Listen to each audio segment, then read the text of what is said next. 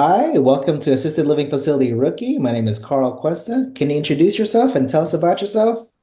Hey, Carl, I'm Nate. Nate Manthey, kind of in the assisted living space, small type B assisted living space here in Texas. Nate, I just want to start off by telling our viewers, your Facebook group is one of the main reasons I was able to get so much information and confidence in assisted living facility space. And, all my 24 previous guests have been from that Facebook group. So I wanted to bring the man himself as a 25th, like a special number, to kind of bring you in and learn about you, man. Awesome. Well, thank you. Yeah, it's a good community. Of course, the big community, it attracts people that it attracts the good people and it attracts the bad people. So trying to keep some of those spammers and those bots out of there is a full-time job. But I'm glad at least you can find value. What I have found is if you're hungry enough, you will belly up to the buffet and you'll eat. And so you have to have a little bit of commitment and drive and persistence to get some of the information. Because the deal is, so there's a huge difference between information and like wisdom, right? And so we just have so much information out there. How do you go through all that information? And so that's why we started the Facebook group is I wanted to focus in on Texas rules and regulations on how to license an assisted living facility through a residential means, right? So that's what we're trying to do is we're trying to decipher, assimilate all that information and get it into like wisdom. This is what you do. And so people have responded. I mean, look at those groups. So we have a residential assisted living homes in Texas group, which I think just hit over 20,000 members. And now we're at the personal care homes group, which is more like the unlicensed route. So I've seen a lot of permitted homes, boarding homes, unlicensed care homes go into that kind of niche. And I don't know where that one's at, maybe 10 or 11,000. So people are responding. People are hungry for the information. So we just have to be good stewards of it, right? Exactly, exactly. Well, I know briefly about your history, like when you first started, but can you tell us like firsthand account, like, how did you first get into it? What was the mindset behind it? Like, who did you even reach to back then? Like I don't think there was anything back then, right? You just had to read. Like, Wow. Yeah, yeah. I mean, there were people doing this kind of stuff since the 90s. And as uh, you kind of dig deep into it, one of my biggest mentors, I mean, her name is Mary. And so she was doing all of this stuff before Texas had rules and regulations. In fact, I believe she had 16 plus facilities, and she was one of the four or five that actually started this type of industry in Texas. And they actually helped write the rules and regulations of some of the policies that we still follow today until the state kind of took it over and started regulating the industry. So she was somebody that I have stumbled upon, and I mean, God put her in my path. That's how I see it. I'm a man of faith, so I believe that. I mean, I am who I am because God has given me gifts and talents, and I'm grateful. It's not because of me; it's because of God. But 2018, what happened was I was actually up in Minnesota and I was getting ready for med school. Got accepted to med school. We were going to move down to Houston so I could get over there and get into Baylor. And my mother-in-law was sick. She was here in League City, Texas, and my wife was actually kind of the caregiver because her dad was constantly gone and traveling, and mom got sick. She kept getting sick, and she would fall. And then she would call Tiff and be like, "Hey, I'm on the floor. Can you come and get me?" And we're 1,800 miles away north, and we can't get there. So frantically are calling the neighbors. They can't. They're not here. They're working. So we call the fire department. Fire department comes in and grabs her and takes her to the ER. She has a fractured hip because she fell. And so then she goes to she gets the ER. Then she goes to what, med surge. Then from there they put her into a rehab. Right? She gets better. Yay! But then she goes home into the same type of environment where there's not care and there's not consistency, and she falls again. And thank God it wasn't worse, but bumps and bruises. But every time she fell, she just declined, declined, declined, declined. Right, her baseline just fell down. And then what happens is when you go to a hospital, you have a certain caregiving team. After the hospital, well, now you go to your rehab. Well, now you have another caregiving team. And then you go to your skilled nursing facility, you have another caregiving team. So there just has to be a bridge of continuity of care. I'm formally trained as a nurse. So seeing some of that stuff, I mean, there has to be a better way. And so we tried to sell the house. We wanted to come down and get here with her mom.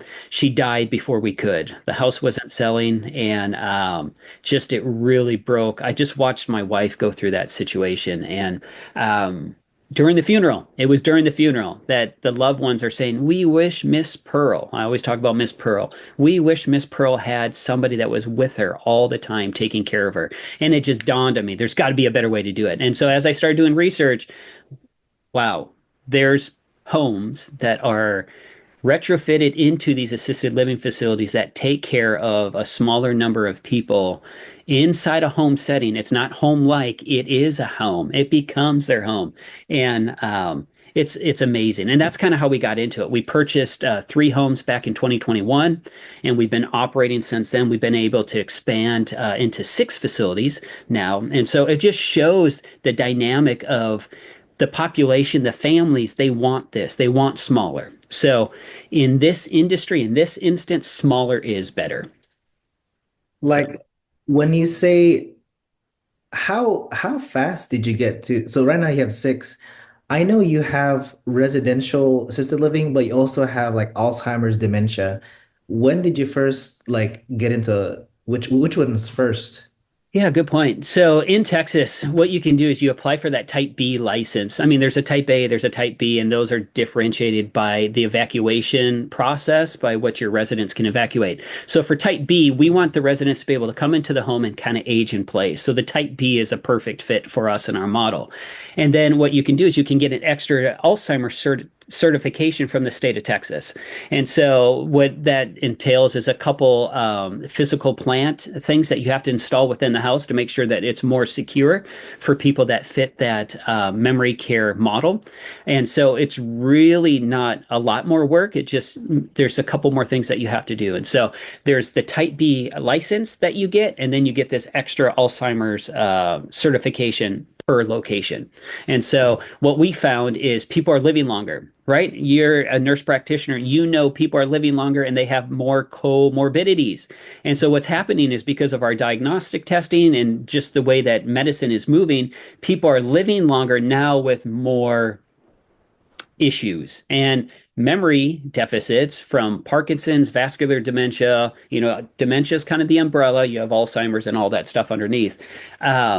The diagnostics tools and just they're increasing. So people now are having more. So we thought it would be great to kind of niche that market to do assisted living, but kind of to focus more on memory care. And we're seeing it. I mean, we're seeing it. We see the populations, we're seeing the families, and hospitals are looking for safe places to discharge their residents to. So that's kind of how we moved into it. I think that's excellent because, at the facility that we have now, um, I almost feel like they have to be treated very differently if they have Alzheimer's, um, in terms of safety, because our mix right now is, well, we did have like a homebound one, one that is pretty self-care, just needs some nudging for his medications. And then the Alzheimer's one, that was the one that we found challenging because she would be everywhere, but the other patients didn't do that. Like she would be in their space. Yeah. We were like, oh, how do we do this without like locking doors or putting like without her tripping on like how are we gonna do this? So it was a challenge. I was like, oh man, I see why there's a separation now. Like now I get it. Yeah, yeah. I mean, what, there's seven stages of dementia, right? So, I mean, from mild to they can progress. Uh, And I mean, there's a saying out there, when you've seen one person with dementia, you've seen one person with dementia, right? Because it can classify itself, it can present itself in so many different ways. And yeah, for us, we call it a secure unit. Back then, what, in the 50s, they would put them in institutions, you yeah. know, they unsavory for the general population, so they just put them in mental institutions. Now there's a better model of care where they can be in a house similar to what they grew up in.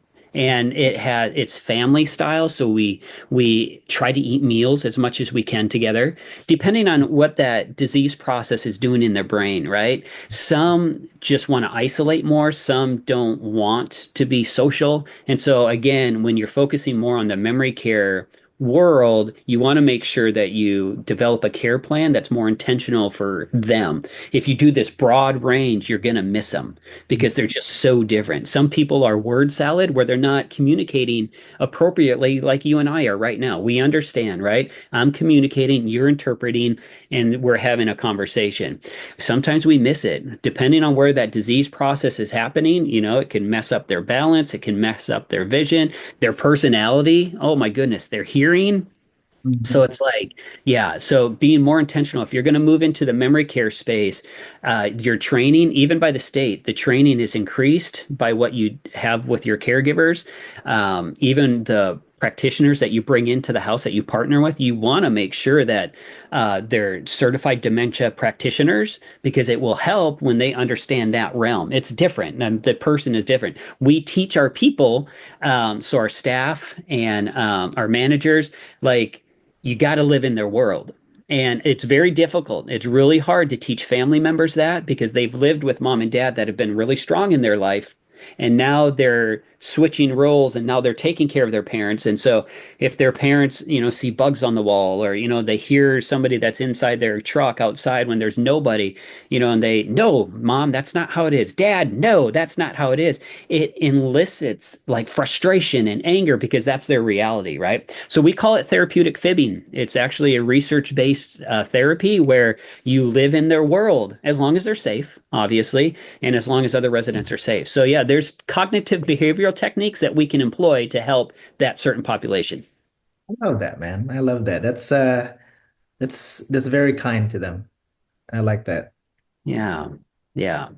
Now, one of the things that, the reason I look up to you and your group is like I feel like you're very transparent and that for free, almost free, I think. Yeah. I feel like a lot of people aren't really you got to pay a big price, and Sure. that's fine. It's a way to, I get it filtered through people that Yeah. are not really serious, but I do appreciate that. And one of the things I want to ask about is your management style, I guess. And you mentioned before when I was in one of your classes about some kind of like structure for caregivers. Could you go into that a little bit?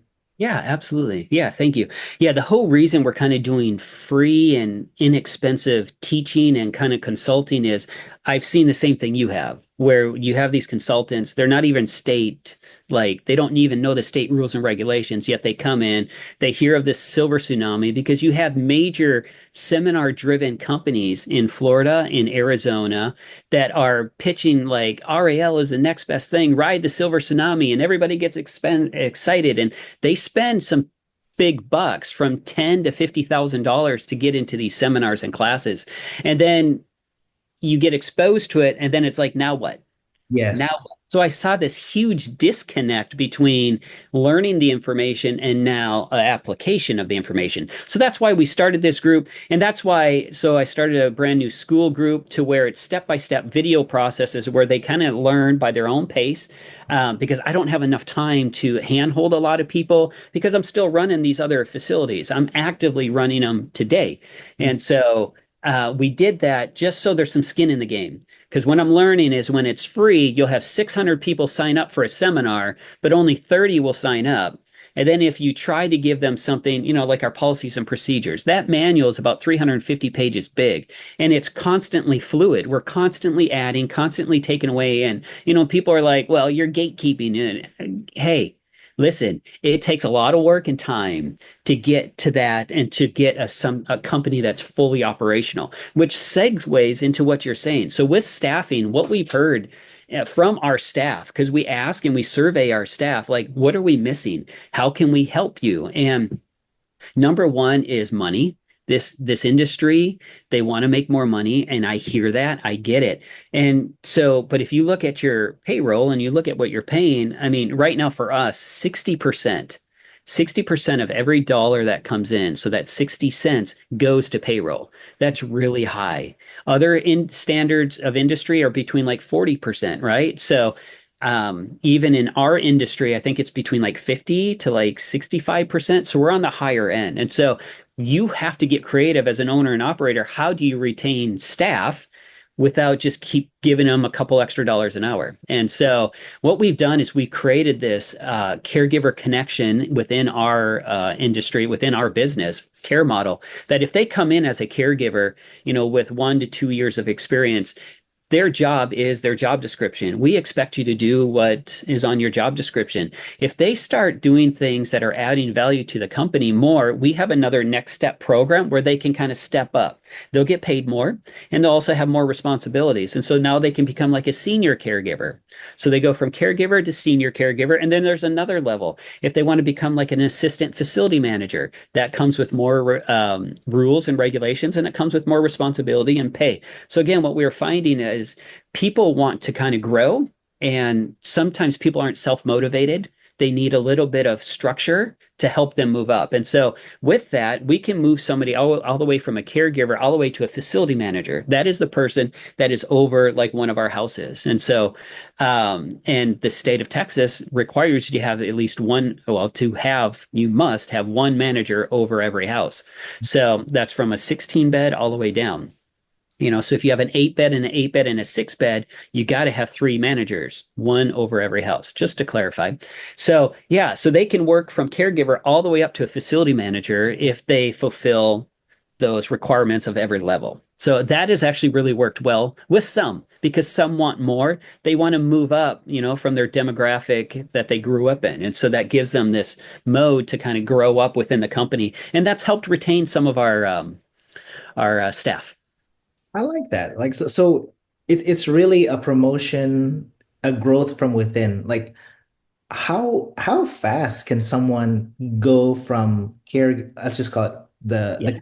the base caregiver to the facility manager, like in your experience, how long does that process usually take? Yeah, so I mean, probably our last one that went through it, it was probably about a year. Okay. Because you, as the owner operator, you really want to make sure. I mean, if that person gets at that level of your organization, like they're talking to doctors, they're talking to third party, providers that come in from hospice to home health, and then they're representing your brand. They're representing like your baby, right? And so like you want to make sure that they represent you and that they would say what you would say. So a year is even really short for me because like I'm not talking with them every day, right? I have an administrator that's over it, and she's kind of the one that's over all the operations, right? So kind of the COO of the company. And so she's the one that's, doing surveys, assessing their skill sets, taking them. And so it's been about a year. And I mean, if it was faster than that, I don't know. I know people do outside hires and then they'll just hire for that position. We actually did that. It worked because it was just we had a very intense interviewing process. So yeah, I mean, I got to make sure number one, they have the right heart, right? You can't teach heart. You can teach skills, but you can't teach heart. So they got to have the right heart. And then do they gel with the culture? So within the company, there's a culture, and that's what takes the longest to build. Mhm. And so you get one bad caregiver in there and they start complaining about something. I mean, they can start infecting the other ones, right? And so you just got to be quick. Who's Gary V? What's he say? You got to be quick to hire and quick to fire. Oh, this So, is that, man. yeah. That's great. That's great. So you got some systems down for sure. Can you tell me more about school? Like that, I feel like that's what you have a lot, you do a lot of things in this assisted living space. Like you're one of the major pieces in this puzzle, I'd say.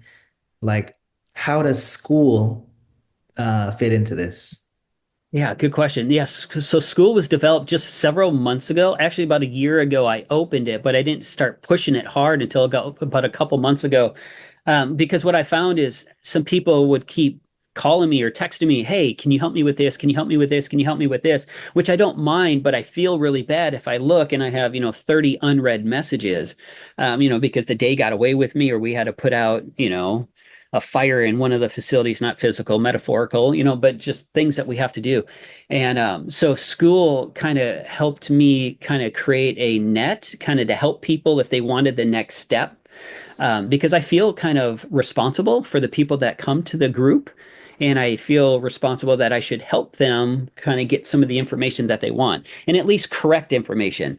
I mean, if you look at the membership, it's $49. And so definitely way below value price. You get in there and I mean, I don't know what there is. There's tons of videos in there that just, it can take you all the way from knowing nothing to finding a location, getting a house, renovating the house, getting licensed, and then operating and keeping your license in compliance, for the rest of your life. Something I wish that I had when I was going through the process. So, but again, people don't know the value until either they hear it or you get a referral from somebody else. And so for me, I wanted people to have a safe place to where they would have good information and then at least access to somebody that would just shoot straight with them. Like, I don't want to upcharge. I don't want to upsell. That's not what it's about. Like, I want to see people successful, because we need more people that are doing it right. Mhm. That makes sense? That does. I mean, in my other job as a realtor, I am showing like different people the properties that could be converted.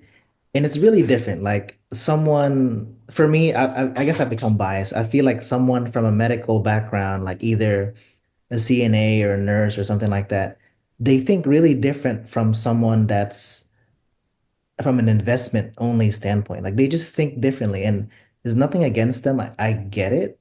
I get why they do it, but it's just the priorities are different, and to no fault to their, to their training or whatever like that. But I'm like, man, you really kind of need to think person first if you're going to be in this, because if you think money first, then you would think like, hey, why do we need two people for five patients? That person can do it. It's like, what? They're sick. They need two people to transfer, and they don't really think about stuff like that. Yeah, absolutely. 100%. 100%. The seminar driven companies out there, they're going after the investors. They're going after the multi-unit property investors. Why? Because they have money and what they're trying to do is use seniors to increase their cash flow monthly. And I mean, if they can sleep well at night, then it's good for them. But both you and I both come from this clinical background where it was nurses, right? The number one trusted profession in the world is nursing, right? People trust nurses. Why? Because we advocate for people. It's people first, people first. What I am seeing, and I mean, this rubs a lot of investors wrong, and so forgive me before I say it, but I'm going to say it, is investors, I get it.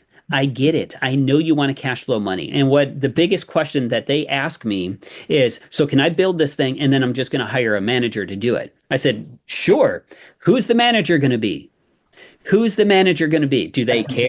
That's the big question. Do Yeah. they care? And does it make sense? And so, if you're doing under 10 beds, it's hard to hire a manager and then you still cash flow what you think you're going to cash flow, right?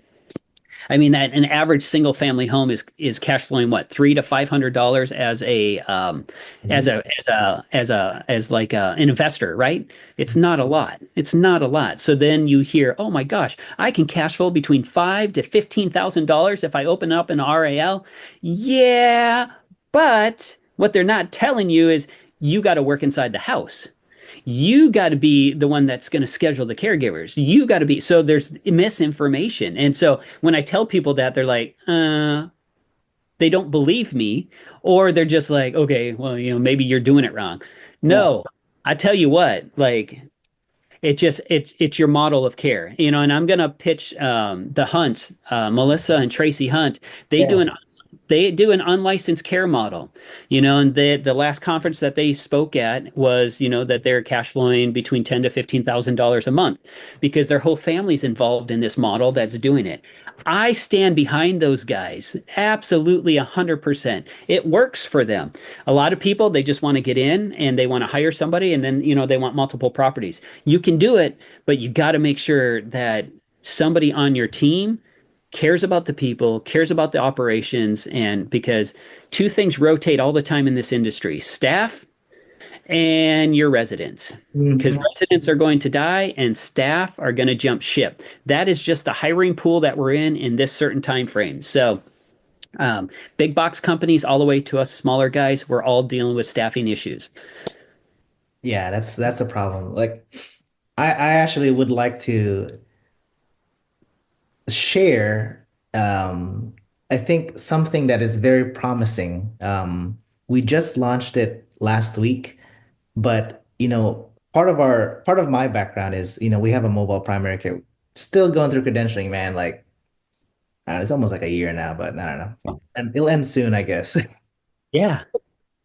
But but technically we're functional and we're just taking cash pay. But the thing about it is, I was like, man, what does a caregiver want? Like, they want insurance, they want money. So I was like, you know what? I think I can do the insurance part of it. So we started offering all our caregivers um, free telemedicine visits to a Yeah. primary care provider. It's basically me. So, Yeah, sure. But still, but we're like, hey, I think it was received very well. So I was like, oh my gosh, I might just start doing it with like maybe if it helps keep them. We're still debating, like maybe I'll do it for their family too, not just the caregiver. Because then it was like, all right, if I stay, like, yes, he's not paying like $20 an hour, but hey, my husband or my kids can be seen telemedically. We're still trying to see if we can see them physically, but we may have to do something like we have to be at a physical place, like a dedicated location. We're still trying to figure that. But I was like, it's like, this may promote longevity in their career yeah. with us. So that's one of the things we're kind of playing with. But yeah, man, I was like, oh, maybe you guys want to try something like that. I don't know if you have someone on your team that can do something like that, but yeah, I was like, oh, might work. Great. It's a great idea. I mean, we bring in a doctor service for the residents, but I haven't thought about it with the caregivers. It's a great idea. Yeah, because I was like, man, we can't afford to give these guys like the prices they want. Like, what else is of value? Yeah, exactly. And that's what we have to get creative doing. So what we've done is we employed, the sheet when we hire them in our application packet, we have things I like. So it's just a single 8 by 11 sheet, things I like. So what type of movies do you like? What kind of snacks do you like? And so to just buy them little gifts saying thank you, if they go above and beyond, or if they're having a bad day, you just little things that just show connection, right? You got to connect. This life is built about relationships. Everything is relationships, relationships, relationships, relationships. And so people don't quit companies, they quit people. And so that's just the goal is to establish those relationships and listen to them and talk with them. And, one of my biggest things with our caregivers is what we found was our managers, there's a disconnect between the managers and some of the caregivers. Some of the managers, their position is to make sure that the jobs get done. And so the way that they talk to some of the caregivers is like, you just do it because I told you so. Mhm. And I mean, nobody wants to be talked to that way, right? And so we had to develop this whole customer service class. And so currently I'm in this counseling class where I'm kind of learning different counseling techniques on how to talk with people and kind of join people's journey, right? So took that whole book, retrofitted it into our RAL space and into our industry, and we created 12 lessons that we're going through now with our managers on customer service based on, empathy. What is empathy and active listening? And, so that stuff, it's man, it's intense. But what I'm finding is the longevity and the retention, just like you're saying, it helps. It helps kind of bridge the financial gap, until either we can start getting more funding from the government or yeah. For whatever, yeah, yeah. Yeah. That's excellent. That's excellent. I'm gonna ask you about another group. I forgot to mention this, but I'm interested about your more spiritual group, if you could tell me more about that. Like what start I just recently heard that the past few months, but I'm curious like what brought that about because I feel like a lot of people need it, but it's people are scared to talk about it, you know? And if what's tell me more about that. How did it come about? Like did something happen? Are you all right? I mean, Sure, sure. So I tend to be a person that I really believe. So obviously, I mean, I'm a Christian, so I believe that God put me on this earth for this time for a reason. I think I'm still trying to figure out what that is. Mhm. But as I'm talking to like adult family members that are placing their loved ones, or I'm talking to our caregivers, or I'm talking to managers, or I attend a church and I'm talking to family members, and like life just is messy. And a lot of times, I don't know if we have coping mechanisms that are healthy to get us through life and the challenges of just how difficult life is. So I started a group, Chase Faith, Not Feelings, because in December 20th of just 2024, Tiff and I, my wife and I, were just in a really dark place financially with the business, kind of what it was looking at, because we had a die off and within the company, and this company goes like this, it doesn't go like that. Mhm. So you have to have cash reserves, you have to have that stuff. And so just kind of dealing with some of our own thoughts. And I mean, I ended up writing a book through the process, and it was called Chase Faith and Not Feelings. And, it's kind of going through editing right now. And it's kind of my personal journey of where I'm at.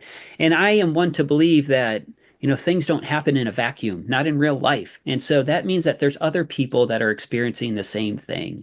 And Mhm. so, starting that Facebook group is we just need more hope. We need better connection. Again, we are creatures of connection. When we get isolated, if you look at the number one cause of depression, I mean, somebody they don't feel, obviously there's chemicals, so I don't want to discredit the chemical imbalance, but a lot of it is isolation, solitude. If you look at ChatGPT, Harvard just produced a study. What do people use AI for? The number one reason.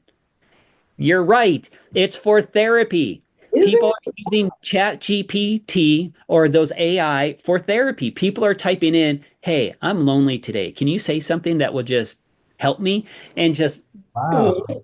it's populating. So that's what a lot of people are using AI for, right? So again, humans were created for connection. Even if we're talking about the RL space as seniors versus you and I in our midlives versus our kids as they start functioning and going to school. And so for me, Chase Faith, Not Feelings was birthed out of moments of pain for Tiff and I and wanting to connect with other people and wanting other people to share their stories because we're not alone.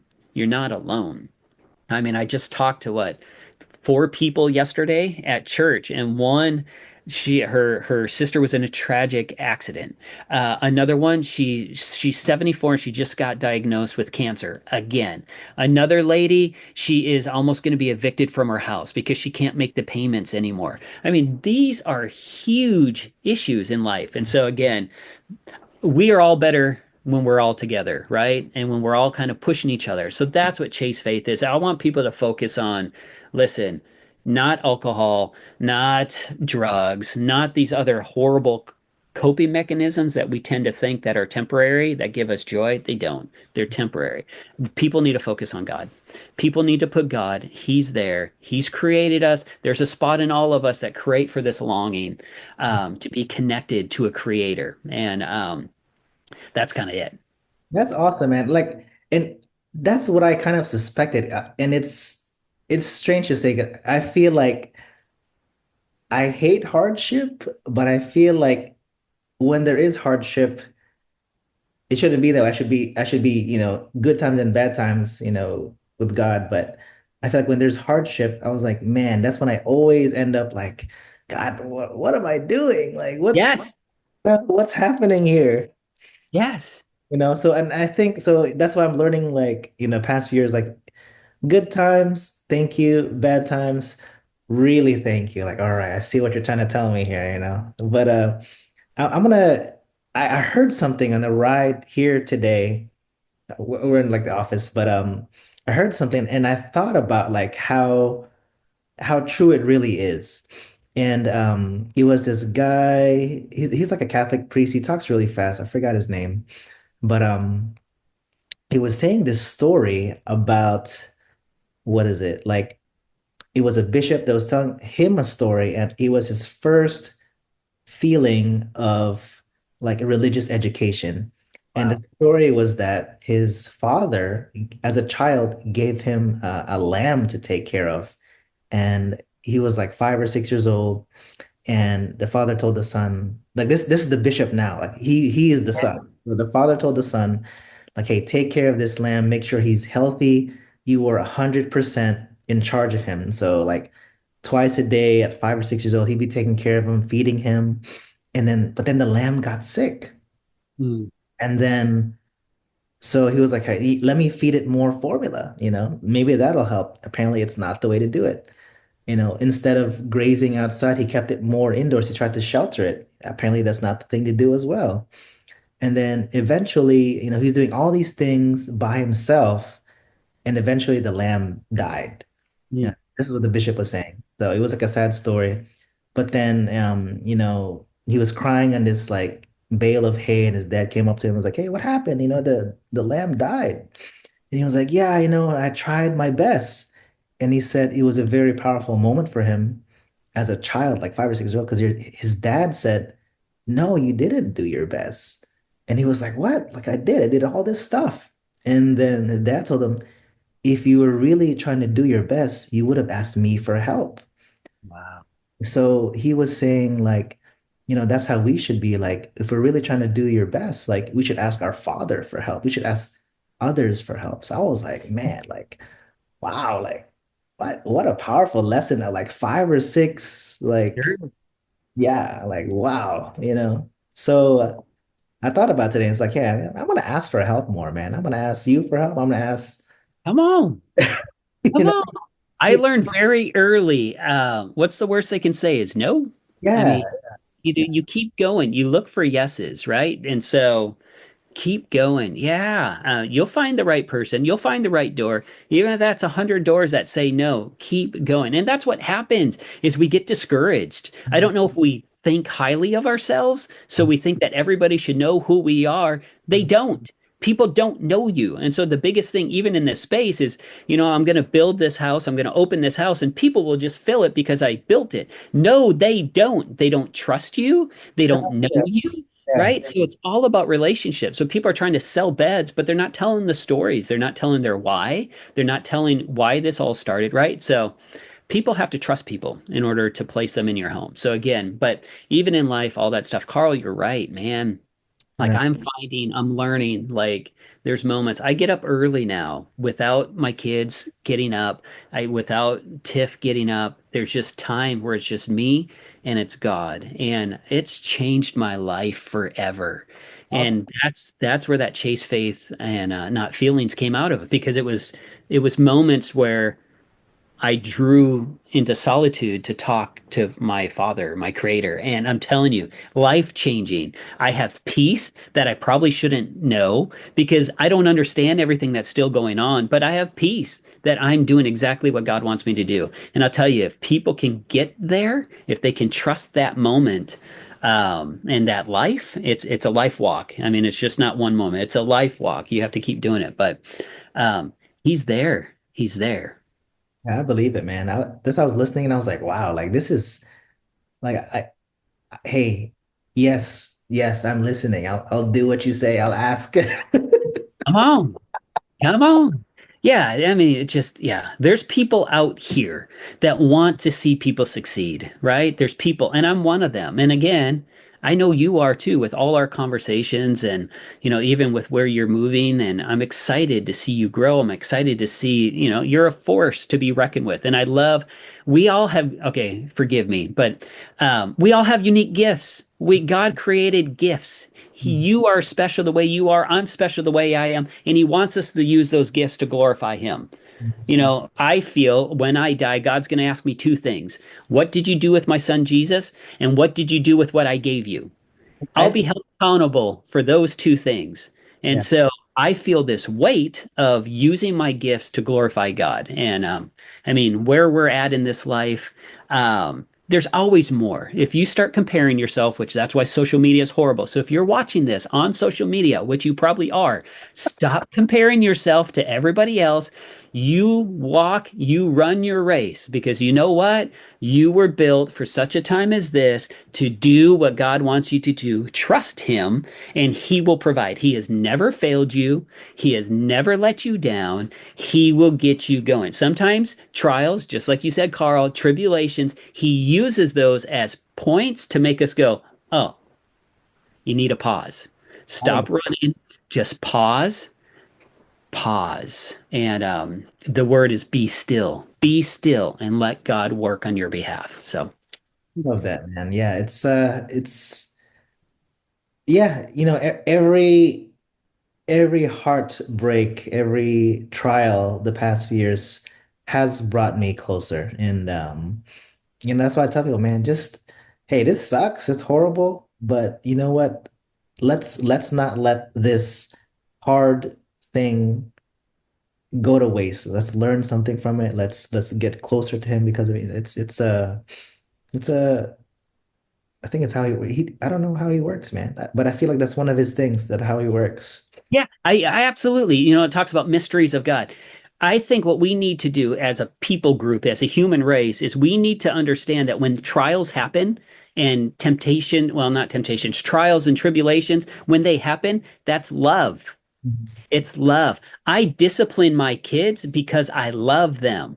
I don't want them to go play in the street. I don't want them to be rude or to, steal or do these things. I love them because I discipline them. And I think when we go through trials, I think our immediate is, why is this happening to me? What have I done wrong?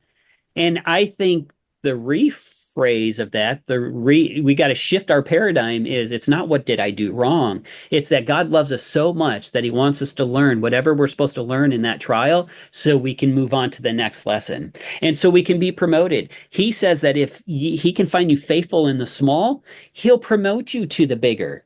And I mean, just in my life, I've seen that. I've seen it tremendously. You look at my wife. I don't deserve that lady. I mean, I don't deserve her. Like, like she is amazing. I am not. And so, just that is just a sign that God loves you so much. And I'm blessed. I'm blessed because of Him.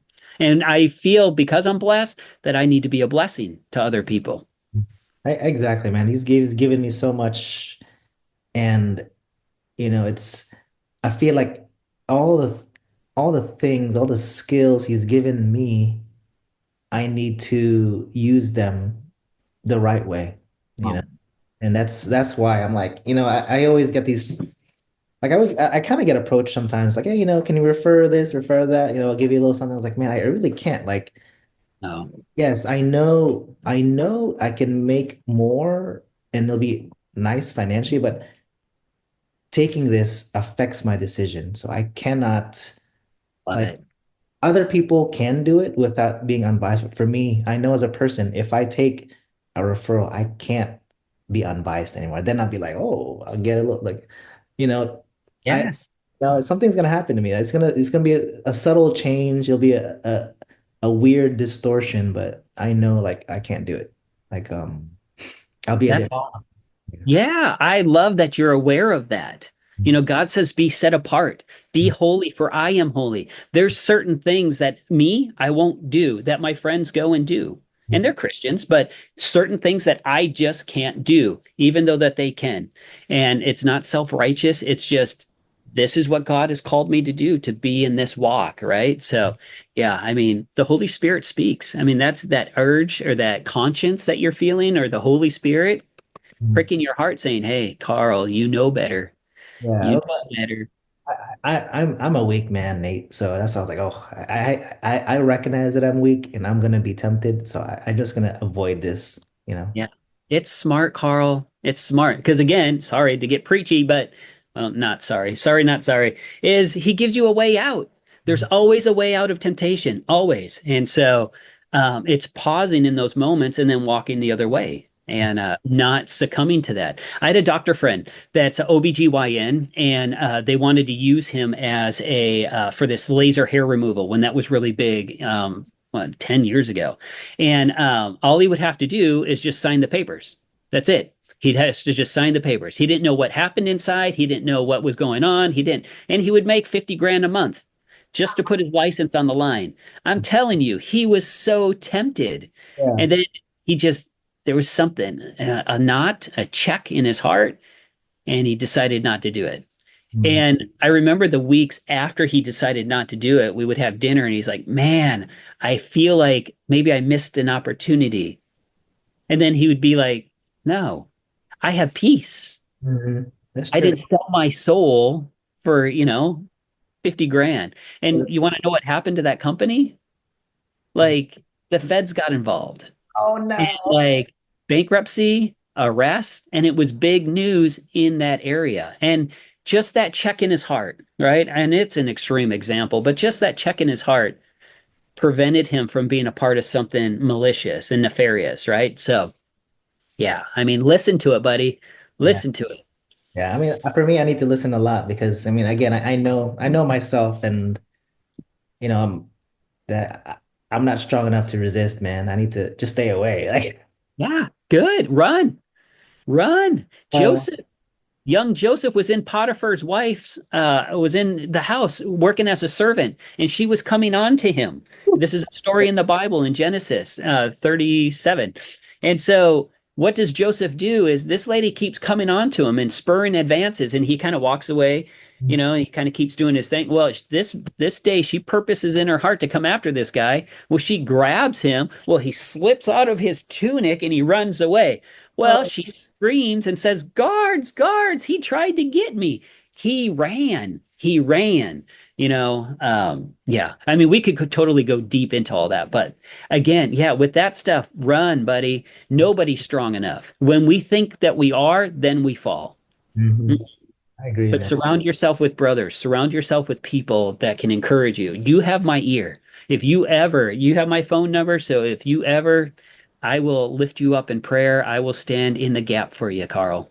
Thanks, Nate. I appreciate that, man. I appreciate that. Well, that was a great talk. Yeah, it's RAL, but I appreciate it. We kind of talked about a whole bunch of stuff, but it's all connected. I'm It is. telling you, It all is. connected because that heart translates into the care of the residents. And you see it in the conversations with the family members. And so, yeah. For sure, for sure. Nate, thank you so much. What is the best way to reach you? I know there's multiple ways to reach you, but can you name all of them? Yeah, no. I think so. Like email is nate@raltexas.com. That's the email. You can find me on those Facebook pages, Residential Assisted Living Homes of Texas or Personal Care Homes of Texas. I screen those every day. And that's probably the best way. You can DM me, and that kind of stuff. I have to kind of protect the personal phone numbers now because it's just getting obscene. There's some people that are, I don't know. When light starts shining, it attracts flies and it attracts the ones that kind of want to see you fall. So I know just me waking up today to talk to you, it ticked off some people. Yeah, I I think some people just didn't want me to wake up today. So that's kind of part of it. And but it's okay. It's what I'm willing to bear to help other people. So that's how you can get a hold of me. awesome, awesome. What do you have an Instagram by any chance? No, I don't. I'm not cool enough. I mean, I've probably started one 20 years ago. I don't know, but I don't monitor it. I'm Gotcha. willing to learn though. I also need to learn. I don't know what I'm doing, but it's all good. Yeah, so mainly it's Facebook and email. Yep. Well, thank you, Nate. Appreciate your time. Hoping to connect soon, and I appreciate you taking and what you've done with this group. It's I'm just one person that you've inspired. I'm sure out of those 20,000, maybe 60% of them are inspired, man. So, I hope so. thank you for doing that, what you did years whenever you started, but keep it up, man. Keep it up. Thank you. I appreciate that. Thanks, Carl.